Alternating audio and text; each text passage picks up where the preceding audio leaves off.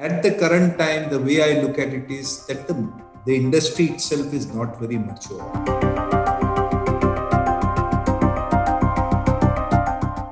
The viability or sustainability of a train, if it is a general class, it will always be challenging. If it is pure AC class, then you're talking of only fewer segments and fewer routes on which it will run.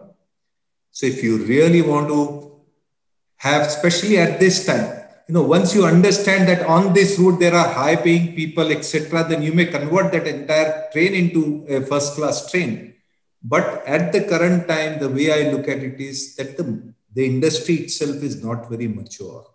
So you have to, it is from a point of view of viability, having broad base helps. Secondly, look at from a patient's need. The same critical care patient might have to be downgraded after 3 weeks. Now, will you hand it over to somebody else? Or a basic level patient turns little bad. Will you now hand it over to somebody else? Now this patient needs investigation. Will you say we don't do? So I think it's very important for us to understand that at the current time when the industry is not mature, what will help you is every opportunity, every footfall that comes to you, there is a potential to do some or the other service for them, improve your LTV coming from the client. And as you go further, you find your niche areas and create those things, because ultimately, worldwide, there is enough data to say, and even insurance will not reimburse the unskilled home health care.